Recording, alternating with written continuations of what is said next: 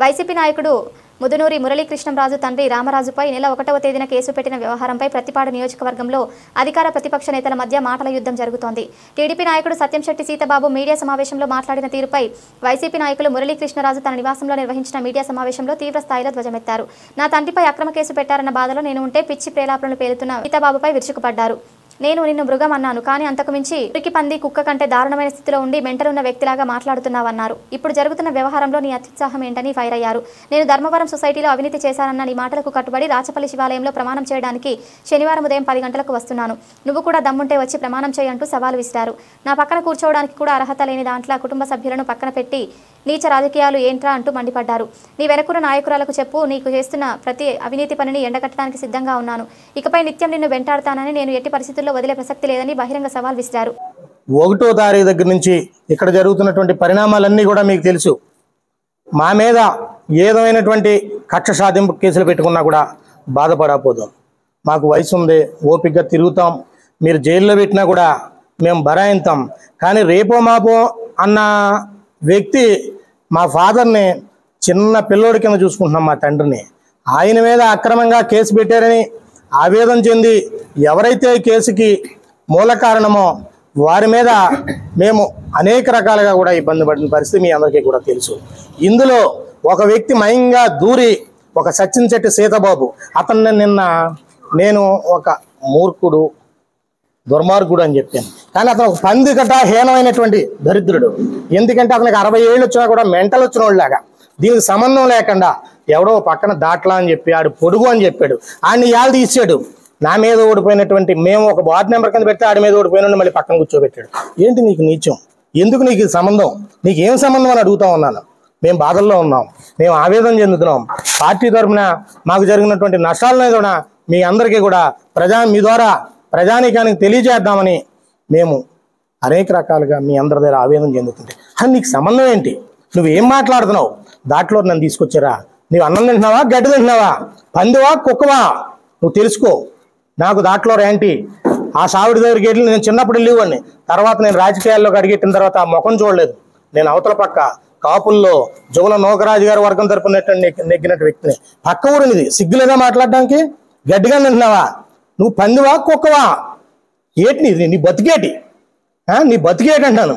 నేను ఎప్పుడు నాకు ఓటు వచ్చిన దగ్గర నుంచి కూడా ఒరుపుల కుటుంబానికే వేసాను. రెండో కుటుంబంతో సంబంధం లేదు.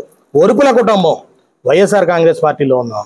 కొన్ని ఇబ్బందులు, లోకల్ ఇబ్బందుల వల్ల 1 సంవత్సరం 2 సంవత్సరాల్లో బయటికి వెళ్ళి అక్కడ ఉన్న పరిణామాలను దృష్టిలో పెట్టుకుని మా నాయకుడు జగన్మోహన్ రెడ్డి గారు దృష్టిలో పెట్టుకుని ఆయన దగ్గరికి వెళ్ళాలి, ఆయన ఉంటేనే మాకు న్యాయం జరుగుద్దని మా పార్టీలోకి నేను వెళ్ళిపోయినటువంటి పరిస్థితి వచ్చింది.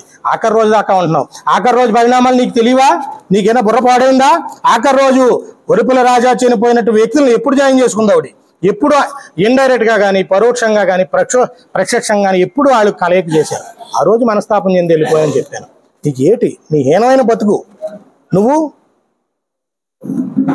ఏదైతే ప్రమాణకాలు కట్టుబడి ఉన్నానంటున్నావు, మిల్లు అంటున్నావు. నా సొంత మిల్లు అది, పుల్ల కోసుకోండి. నా సొంత మిల్లు నేను కోసుకుంటాను, తిరుగుతాను, ఏదైనా చేస్తాను. నేను కూలికి వెళ్ళలేదు కదా. నీకు 100 ఎకరాల భూమి ఉండొచ్చు, నాకు లేకపోవచ్చు. 100 ఎకరాలు లేనోడు మనిషి కాపాడు, సామాన్యుడు, నిరుపేద అందరూ సమానమే. అంటే నిరుపేదల మనుషులకి నానరా? ఏటి 100 ఎకరాలు నీ పొడుగు? కుటుంబం ఊసి నువ్వెత్తావా, నేను ఎత్తానా? నిన్న కుటుంబం ఊసి ఎవరెత్తారు? నువ్వు గడ్డి తింటున్నావని నేను చెప్పాను. పూర్తిగా ప్రతిరోజు గడ్డి తింటున్నావు కూడా ఇప్పుడు చెప్తున్నాను. నీకు ప్రతిరోజు నువ్వు వెంటాడటం కాదు, నేను వెంటాడతాను. నువ్వు బతుకున్నాను చెప్పు కూడానే నువ్వు చేతనైంది చేసుకోని కూడా చెప్తా ఉన్నాను. ఇక్కడ అవినీతులు జరుగుతున్నాయి. ప్రతి నిరుపేద ఇబ్బంది పడుతున్నాడు.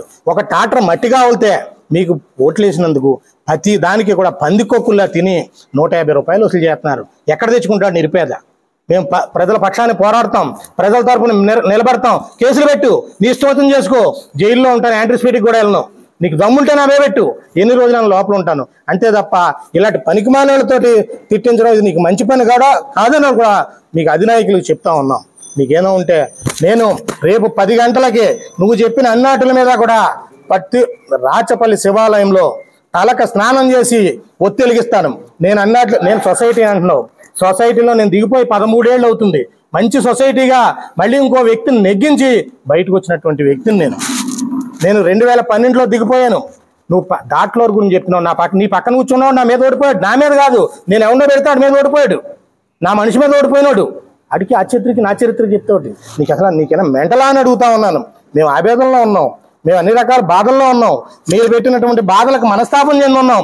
దాని మీద మా ఆవేశాన్ని తెలియపరుతుంటే ప్రజానికానికి నీకు ఎందుకు ఈ పోయాకాలం? ఎందుకు? ఏం చేస్తావు నువ్వు? నువ్వేం చేస్తావు? నువ్వేం చేయగలదు? నన్ను ఎమ్మెల్యే ఎలక్షన్ అంటున్నావు. నేను ఎప్పుడొకప్పుడు ఎమ్మెల్యే పోటీ చేస్తాను, నువ్వు అలా చూస్తా ఉండు. బతికుండి కుళ్ళి సస్తావు నువ్వు. కుళ్ళి నాకు రాజకీయాలు తెలియకపోయినా నేను పెట్టిన వెంటనే కూడా వన్ సైడ్గా ఈ సొసైటీని ఎగ్గినటువంటి వ్యక్తిని. నీ పక్కన కూర్చున్న వాళ్ళందరూ నా మీద ఓడిపోయినటువంటి వ్యక్తులు. నేను జువల్ నోకరాజు గారి తరపున దాంట్లో తీసుకొచ్చే సిట్టుబాబు, నీకు ఏం తెలిసి మాట్లాడుతున్నావు? నీకు జ్ఞానం ఉందా లేదా?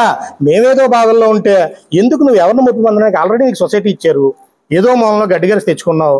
ఎందుకు వాళ్ళందరినీ పాత వాళ్ళు అప్పటి వరకు చేసిన వాళ్ళందరూ బాధపడుతున్నారు, వాళ్ళందరూ ఆవేదన చెందుతున్నారు. వాళ్ళకి ఏదైనా ఉంటే చేయించు, మా మీద ఎందుకు పడతావు? ఏం చేసాం మేము? నువ్వు నిన్నటిదాకా మృగాన్ని అనుకున్నా, మృగం కాదు, నువ్వు మురుకు పంది అని కూడా చెప్తా ఉన్నాను. నువ్వు ఎన్ని తిట్టినా కూడా మేము ప్రతిరోజు వెంటాడుతా ఉన్నాం. అలాగే ఇక్కడ నాయకులు చెప్తా ఉన్నాం, మీరు చాలా అవినీతులు చేస్తున్నారని చెప్పాను. ప్రతి దాంట్లో ఏదో లేదు. మీరు రేషన్ బియ్యంలో కూడా కమిషన్లు తీసుకుంటున్నారు. గ్రామాల్లో టాటర్కి కూడా కమిషన్ తీసుకుంటున్నారు. నిరుపేదలు బతకక్కరద్దా? నిరుపేదలను కూడా పట్టుకుంటారా? నిరుపేదల దగ్గర కూడా వసూలు చేస్తారా? మీరు అనుక్షణం వెంటాడుతా ఉన్నాం. మీ రికార్డు అంతా ఉంది నా దగ్గర. ఎన్ని వేల లారీలు మట్టి దోలేరు, ఎంత కమిషన్లు తిన్నారు, ప్రజానికాన్ని అందరికీ తెలుసని కూడా చెప్తా ఉన్నాను. ఇప్పుడు నేను చెప్తా ఉన్నాను, మీరు ప్రతి వారం ఎక్కడ మిషన్లు పెట్టినా కూడా నేను పత్రికా సోదరుల ముఖంగా ప్రజానికాన్ని తెలియజేస్తాను. మీరు ఎన్ని కేసులు అంటే పెట్టుకోండి, నన్ను పెట్టుకోండి, నేను బరాయిస్తాను. రేపో మాపో పోయి మా నాన్నగారి మీద ఏటది ఎందుకు వచ్చింది పని? ఎవడో పనికిమాలడితో తిట్టింతే నేను భయపడతాను అనుకున్నారా? ఎంటాడతాను నువ్వు కాదు, నేను ఎంటాడతాను. నేను 2 రోజులు భోజనం చేయలేదు, టీ తాగలేదు, టిఫిన్ చేయలేదు, ఓన్లీ మంచిళ్ళతో ఉన్నాను. మొన్న 2 రోజులు మా తండ్రి రేపో మాపో చనిపోయిన వ్యక్తి మీద మీరు ఇంత అన్యాయంగా పెట్టారు. ఏంటిది? ఎక్కడికి తీసుకుపోతున్నారు ఈ రాష్ట్రాన్ని, దేశాన్ని? ఎక్కడికి పోతుంది ఇది? పక్కన పవన్ కళ్యాణ్ గారు ఉన్నారు, అవినీతి జరగకూడదని చెప్తున్నారు, ఇలాంటి నష్టాలు జరగకూడదు అనుకుంటున్నారు అని చెప్తున్నారు. దీని మీద దయించి కమిటీ వేయాలని చెప్తా ఉన్నాను. ఇక్కడ నిరుపేదలను కాపాడవలసిన బాధ్యత ఉందని చెప్తాను. నీ 100 ఎకరంతో నువ్వు తిను. కూటికి లేనుడు ఇవాళ నరేంద్ర మోడీ కింద స్థాయి నుంచి వచ్చాడు, యుగ పురుషుడు ఎన్టీ రామారావు కింద స్థాయి నుంచి వచ్చాడు. దేశాన్ని వేయలేరు, రాష్ట్రాన్ని వేయలేరు. నువ్వు పనికిమాలేడు. సొసైటీ చేశాను, ఇది చేశాను, నేను ఎప్పుడో చేశాను. నువ్వు ఇప్పుడు చేయడం ఏంటి? 2014లో ఇంతకవేని చెప్పి నువ్వు మండలానికి కూడా సరిపోవంటే, ఒరే నీకు ఇవ్వాలి కాదు, ఎప్పుడో ఇయ్యాను రాసుకెళ్ళని చెప్తా ఉన్నాను. నీకు ఎందుకు జ్ఞానం ఉందా లేదా? మా మీద ఎందుకు? నీకు నాకు సంబంధం ఏంటి? నేను పెట్టింది ఏంటి? నువ్వు మాట్లాడింది ఏంటి? తాగేసిన వాళ్ళకి వచ్చి మాట్లాడావు, నువ్వు అన్నీ చెప్పావు. నా పక్కన ఎవడో దాటలు అన్నావు, అతని గురించి చెప్పాను, ఇవ్వాలని తీసావు. ఇంకొకటి ఓడిపోయిన పెట్టావు. నేను వాళ్ళు తీసుకొచ్చి నన్ను నెగ్గించాను. ధర్మారం అడుగు, నేను ఏ పార్టీలో నెగ్గాను? వీళ్ళందరూ మీరు వెళ్ళి అడగండి ఏ నెగ్గాను. నేను ఇక్కడ కాపుల పార్టీ జువల్ నోకరాజు గారు వర్గం నాకు రాజకీయ భిక్ష పెట్టింది వర్గం. ఈ రోజు నేను ఈ స్థాయిలో ఉన్నానంటే ఆ వర్గం తీసుకెళ్ళి పెట్టింది. రాజులతో నాకు సంబంధం లేదు. ఆ రాజుల ముఖం చూడడం ఎప్పుడు. హాయండి ఇలా ఉంటే అలా పోతాం. వాళ్ళు నెగ్గించారంటే నీకు అసలు జ్ఞానం ఉందా అని అడుగుతా ఉన్నావు. మేము బడి బాధ ఏంటి, నీ పేలాపనేటి ఏటి అసలు నీకు ఏంటంటున్నాను? నువ్వు జాగ్రత్తగా మాట్లాడకపోతే నువ్వు ఎన్ని ప్రెస్ మీట్లు పెట్టినా ప్రతి దానికి అదే రోజు కౌంటర్ ఉంటుంది. నువ్వు బతుకున్నంతకాలం కూడా వెంటాడతానని చెప్తా ఉన్నాను. నువ్వో పార్టీ, నీ కొడుకో పార్టీ, మొన్నటిదో ఒక నాకు పార్టీలు తెలియా. మొన్న ఒకసారే నేను పార్టీ మారాను. నేను ఎప్పుడు ఓడిపోలేదు. నేను సొసైటీ పేషెంట్ అయ్యాను. మా మిస్సెస్ జడ్పీటీసీ అయింది. నేను సెంట్రల్ బ్యాంక్ డైరెక్టర్ అయ్యాను. రేపు పొద్దున్న జగన్మోహన్ రెడ్డి గారు ఆదేశాలు ఇస్తే ఏది ఉంటే దానికి పోటీ చేస్తాను. నీకు చేతన అయితే చెయ్యి, నా మీద ట్రై చేయి. లేదా రేపు పొద్దున్న ఏదైనా ఓడించడానికి చూడు. ఎందుకు ఈ జ్ఞానం లేని మాటలు ఎందుకంటున్నాను అంటే, సామాన్యుడు బతకూడదు. నువ్వు చిన్నోడు అంటే నేను చిన్నోడిని పెద్దోడిని అయ్యాను, కష్టపడి అయ్యాను. మిల్లు మీద తొక్క తీసాను, తోలు తీసి ఏటి నుంచి కుక్క మాటలు ఎందుకయ్యి? కుక్క అరిసినట్టు అర్థం ఎందుకు? ఉందాగా మాట్లాడడం నేర్చుకో. నిన్న నన్ను నువ్వు నీచంగా మాట్లాడిన తర్వాతే మాట్లాడాను. నాకు బాధ ఉండి మాట్లాడాను.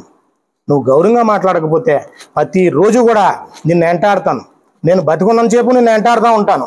నువ్వు ఏమి చేసినా కూడా వెంటాడతాను. నీకు నాయకులు ఉన్నారు, అధికారం పెట్టించు. హోటళ్ళు ఉన్నాయి, హోటల్ ముందు ఏం చేస్తాం? కొద్దిగా హైదరాబాద్లో పెట్టుకుంటారు. ఏముద్ది? ఎక్కడో 1 లక్ష మీద 5 లక్షల ముద్ది హైదరాబాద్లో బతుకుతారు. ఏం చేయగలుగుతావు నువ్వు?